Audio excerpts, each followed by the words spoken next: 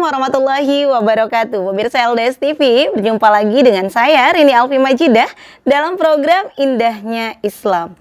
Program ini akan membahas tema-tema menarik, tema-tema aktual seputar Islam tentunya. Dan kali ini kita akan membahas kisah inspiratif sahabi ya, tentang Nusaibah binti Ka'ab radhiyallahu anha.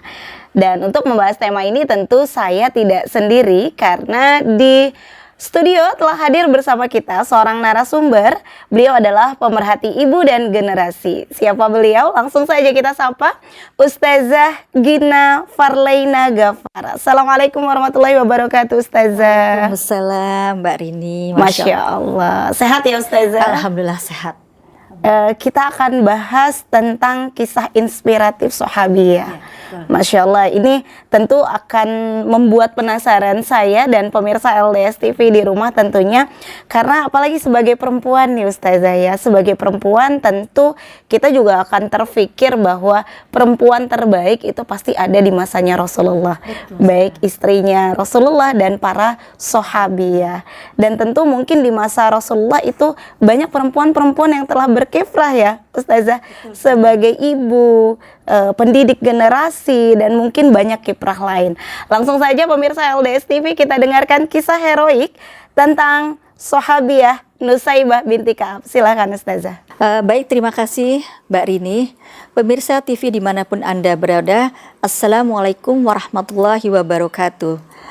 Mbak Rini, ketika kita membicarakan kisah pengorbanan khususnya bagi muslimah, tentu bisa kita gali dari berbagai peristiwa, dari para nabi, dari para sahabat, dari para orang-orang soleh terdahulu, di mana ketika kehidupan Islam di masa awalnya itu sangat penuh tekanan, banyak sekali pengorbanan, dan tentunya alhamdulillah itu banyak sekali ada kiprah pengorbanan yang diberikan oleh kaum perempuan, bukan hanya kaum laki-laki, bukan hanya kaum laki-laki, di awal perjuangan betul Islam. Sekali.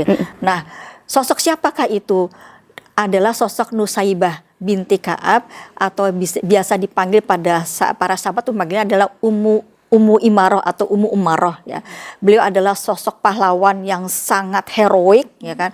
Beliau bisa menunjukkan kepada Nabi dan kepada sahabat, kepada ulama terdahulu bagaimana kiprahnya itu terhadap Islam, khususnya pada masa-masa penaklukan atau pada saat penyebaran Islam di masa dakwah, di masa awal-awal. Iya gitu. Sekaligus menunjukkan bahwa ada loh sosok perempuan yang bisa terkemuka, dia kemudian dipersembahkan kepada Rasul dan pada umat pada masa itu sampai saat ini. Ya, iya, gitu ya. Sampai saat ini tentu nama ini tidak asing dan dikenal oleh muslimah saat ini. Ya betul. Mungkin kita banyak yang nggak tahu ya, makanya nggak ada salah dan emang kita harus menggali kisah-kisah inspiratif para sahabiah. Nah, di mana Nusaibah ini adalah wanita yang mulia.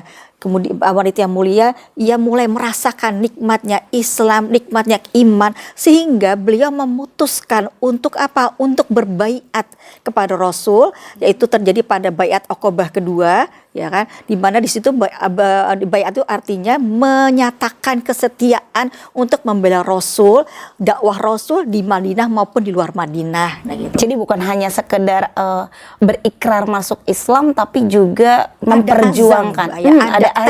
Ada tekad itu bahwa harus membela Rasul, karena memang sejatinya, artinya bukan sejatinya, memang namanya baiat itu adalah sebuah pengorbanan, harus ada bukti pengorbanan bahwa setia kepada Rasul sekaligus membela agama Allah, membantu dakwah Rasul di manapun Rasul menaklukkan Islam, gitu, menaklukkan orang-orang kafir untuk masuk kepada Islam, nah, gitu. Nah, kemudian ketika Nusaibah ini berbaiat pada baiat Aqobah kedua itu sungguh luar biasa. Beliau itu masuk dalam rombongan 70 orang laki-laki Ansor yang juga berbaiat, dan di kala itu hanya ada 2 orang perempuan, salah satu adalah Nusaibah. Luar biasa kan. Jadi memang ini wanita pilihan ya, perempuan pilihan dari kaum Ansor yang juga ikut berbaiat di baiat Aqobah 2. Dan ternyata baiat Aqobah 2 ini adalah menjadi pilar untuk tegaknya daulah Islam di Madinah. Masya Allah, baik sekali Ustazah. Dari kisah tentang Nusaibah tadi tergambar kepada saya dan pemirsa LDS TV tentunya ternyata sahabiah Nusaibah binti Ka'ab ini representatif ya dari para perempuan-perempuan di Madinah yang kemudian ikut di Baiat Aqabah kedua. Dan ini sungguh menarik Ustazah, namun sayang kita break sejenak, nanti kita lanjutkan kembali. Pemirsa LDS TV jangan kemana-mana, tetap bersama kami di Indahnya Islam.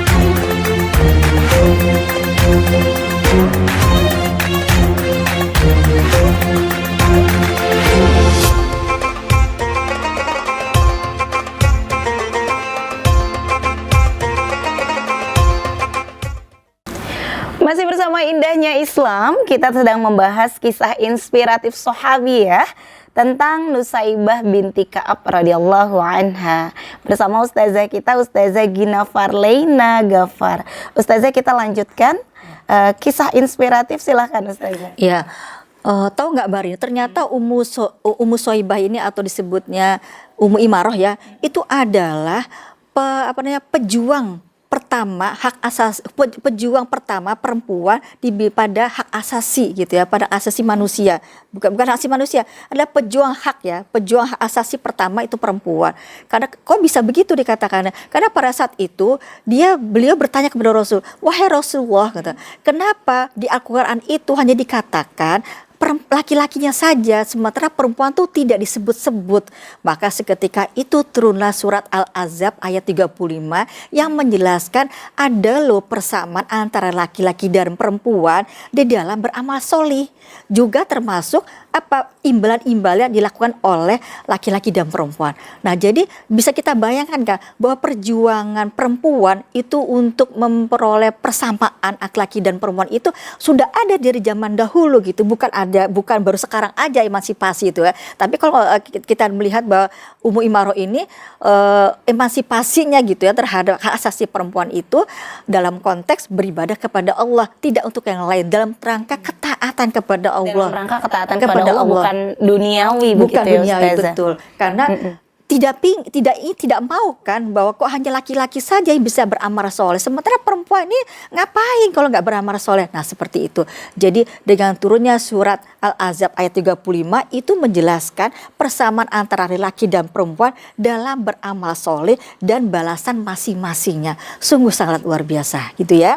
Nah, kemudian apa? Kisah heroiknya Nusaibah. Nah, ini intinya, yaitu pada saat perang Uhud ya. Jangankan perang Uhud, di sepanjang sejarah Ummu Imaroh ini bisa dikenang sepanjang sejarahnya, di mana kiprah beliau sebagai pahlawan itu benar-benar heroik sekali. Ternyata pada perang Uhud itu beliau selain menjadi pasukan di bidang medis maupun logistik ya kan, ternyata juga begitu pada perang Uhud itu beliau melihat ketika Rasul itu tidak ada yang membentenginya, kemudian nyawa Rasul itu ada di ambang-ambang nyaris ya gitu. Kemudian bagaimana Rasul itu menangkis serangan-serangan panah dari kaum musuh, karena ketika itu para pasukan muslim itu kocar-kacir kondisinya karena mereka tidak mematuhi perintah Rasul gitu. Maka seketika itu walaupun tadinya Ummu Imaroh itu adalah cuma sebagai pasukan logistik dan medis gitu kan ya, tapi seketika beliau mengambil senjata, membangun senjata,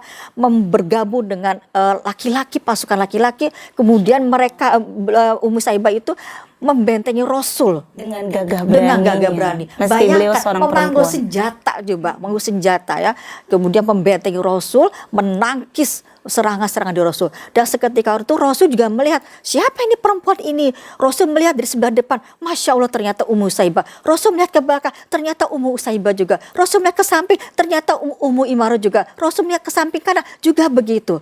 Nah, dapat terbayang atau tidak ketika Ummu Imaroh itu membentengi Rasul, otomatis kan banyak luka di sekujur tubuhnya, ada 12 luka luka yang terdapat dalam tubuh Ummu Imarah itu, dan itu lukanya sangat parah, dan yang paling parah adanya di lehernya, di bagian lehernya. Maka seketika itu begitu Rasul melihat Ummu Imarah itu begitu sigapnya, maka Rasulullah berkata kepada anaknya itu Abdullah, wahai Abdullah gitu kan, obati ibumu.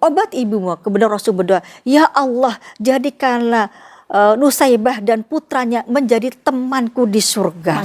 Masya Allah. Begitu istimewanya sahabiah pengorbanannya Nusaibah. luar biasa. Karena tadi Rasul melihat pada saat kaum muslimin tidak ada yang membentenginya, maka Ummu Imarah tanpa melihat tanpa memikirkan dirinya, nyawanya tergadaikan atau tidak, nyawanya itu bahaya atau tidak ada masalah.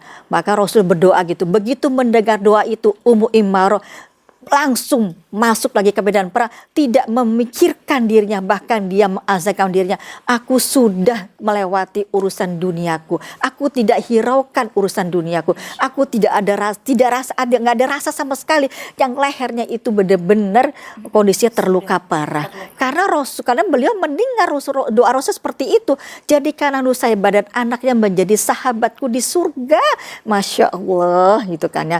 Nah Dan itu doa Rasul pasti akan dikabulkan. iya, betul gitu. sekali. Nah, selain itu juga, selain perang Uhud ya, ada lagi beberapa perang yang dilakukan oleh Ummu Saibah, berkiprahnya itu bersama suami dan para anak dan anak-anaknya. Itu pada perjanjian Hudaybiyah, Ummu Imarah itu juga terlibat dalam perjanjian Hudaybiyah, kemudian pada perang Khaybar, kemudian pada perang Yamamah ya, perang Yamamah. Dan selain menjadi orang perempuan yang sangat heroik, Ummu Imarah ternyata adalah seorang ibu yang sangat sabar, ikhlas, kemudian taat kepada Allah. Itu terbukti ketika anaknya itu mati di dalam perang Uhud. Ya kan, bayangkan mati syahid gitu kan, tapi beliau sangat ikhlas, kemudian berdoa kepada, ya Allah, aku sembahkan anakku kepadamu, karena aku yakin bahwa anakku Abdullah itu ada di sisimu yang terbaik. Jadi karena ada janji Allah atas syahid ketika kita berperang di medan jihad gitu, karena itu adalah balasan syahid, maka Umar itu sangat tenang menghadapi itu semua. Dia tidak ada keraguan melepas anaknya begitu.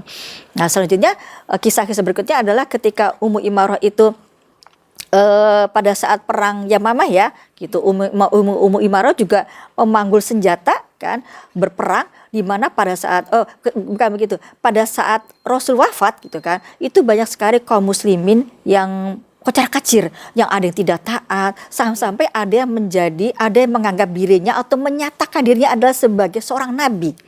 Itu namanya adalah Musailamah Al-Kadzab ya. Nah, pada saat itu khalifahnya Abu Bakar. Bayangkan setelah Nabi tidak ada, kondisi umat Islam itu banyak yang tidak taat, kocar-kacir, sampai dia berani menyatakan dia adalah sebagai nabi. Maka seketika itu Abu Bakar menyuruhkan kaum muslimin untuk memeranginya, termasuk Ummu Imarah.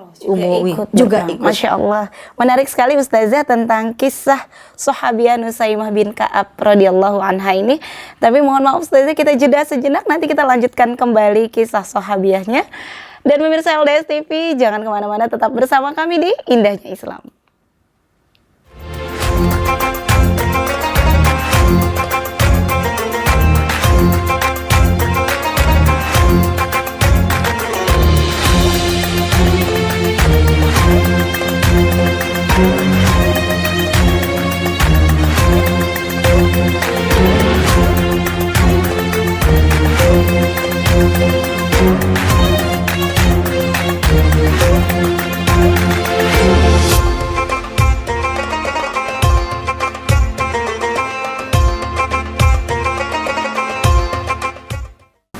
Masih bersama Indahnya Islam, kita sedang membahas tema kisah inspiratif sahabiah, yaitu sahabiah Nusaibah binti Ka'ab bersama Ustazah kita, Ustazah Gina Farlaina Gafar. Kita lanjutkan Ustazah kisahnya.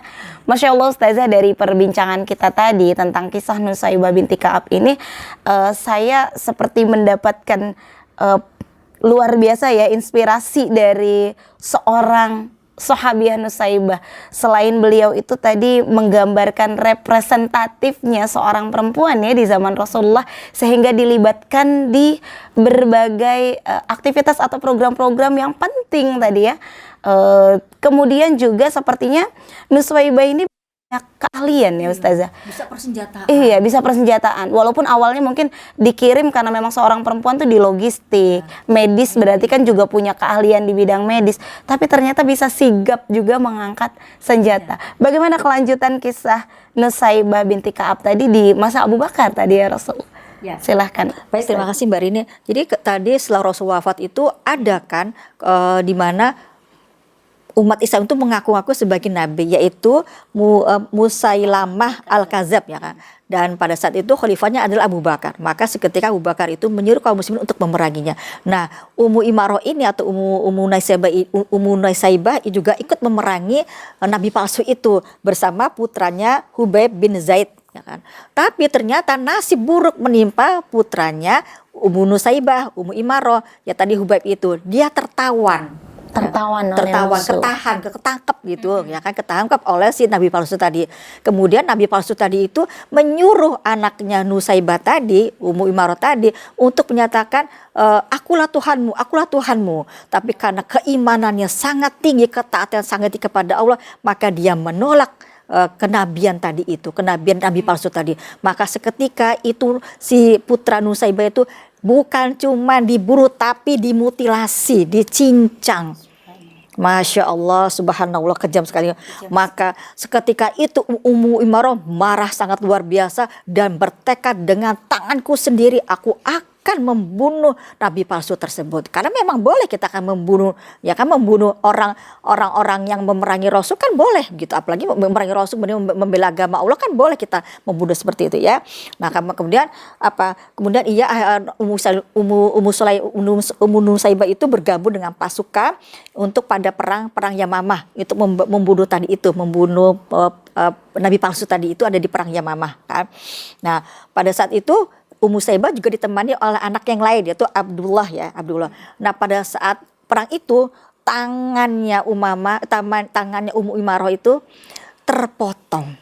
Masya Allah, bayangkan bagaimana dia mau ngebalas membunuh nabi palsu tersebut kalau tangannya sudah dipotong. Tapi Masya Allah, anaknya sendiri yang membunuh nabi palsu tersebut. Kemudian setelah membunuh, dia sambil berjalan menemui ibundanya, sambil jalan membasuh ya, atau membersihkan pedangnya yang masih berlumuran darah. Seketika itu Ummu Imarah bertanya, "Wahai anakku, sudah engkau bunuh belum nabi palsu itu?" "Sudah, ibunda."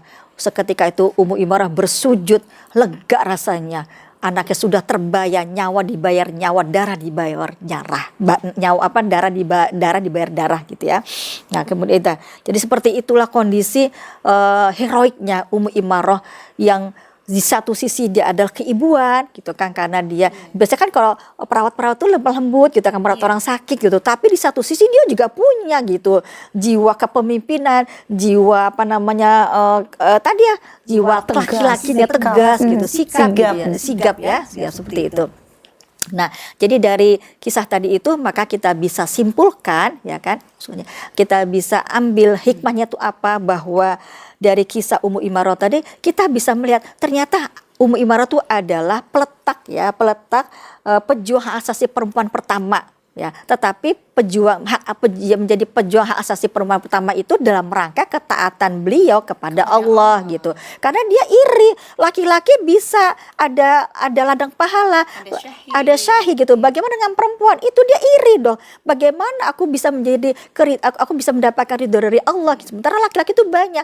Maka itu menjadi perempuan pertama yang ya kan memperjuangkan hak perempuan dalam rangka ketaatannya. Kemudian Ummu Imarah juga adalah sebagai perempuan kedua dari yang berbaiat kepada Allah itu pada saat baiat Aqobah kedua. Sebelumnya belum ada itu.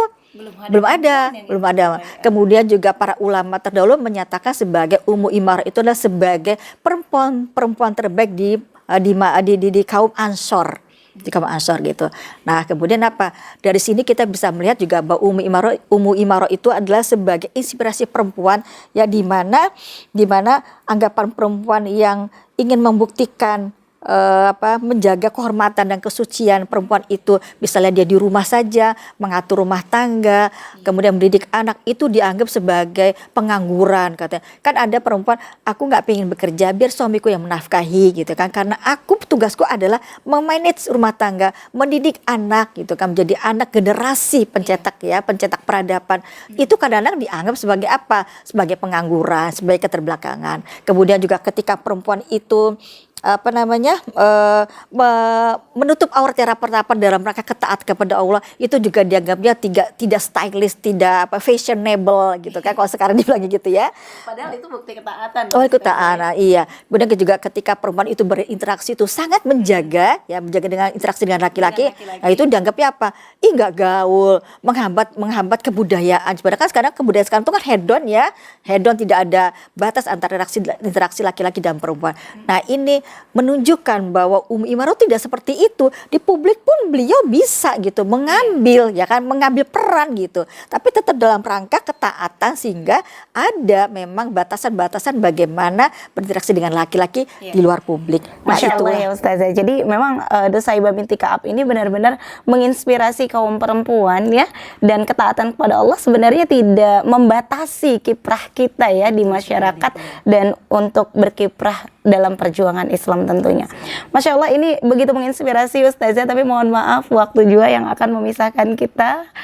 Mudah-mudahan nanti kita akan bisa membahas kembali, tapi silakan Ustazah di akhir ini jika ada closing statement yang ingin Ustazah sampaikan. Baik pemirsa TV dimanapun Anda berada, kuntum khaira ummatin ukhrijat linasi ta'muruna bil ma'ruf wa tanhauna 'anil munkar wa tu'minuna billah. Kalian adalah umat terbaik yang dilahirkan untuk manusia, menyuruh berbuat yang baik dan mencegah dari yang mungkar. Oleh karena itu, kita sebagai perempuan yang ingin mencontoh Imarah itu sangat bisa kita pegang kiprah daripada Imarah, dan kita harus menyadari bahwa perempuan itu juga adalah bagian daripada masyarakat, sehingga sakitnya masyarakat itu adalah sakitnya kita juga sebagai perempuan. Baik, jazakillah khairan Ustazah atas perbincangan kita dan atas kisah inspiratif yang tentu begitu menginspirasi untuk saya dan pemirsa LDS TV di rumah. Semoga Ustazah selalu sehat, sekeluarga, dan mudah-mudahan kita dapat berbincang kembali di indahnya Islam. Demikianlah pemirsa LDS TV, indahnya Islam. Anda dapat saksikan indahnya Islam di jam dan gelombang yang sama, tentunya hanya di LDS TV. Saya Rini Elvi Majidah dan kru yang bertugas mohon undur diri dan mohon maaf atas segala salah dan kurang. Bangga menjadi muslim, bangga menjadi muslimah karena indahnya Islam. Assalamualaikum warahmatullahi wabarakatuh.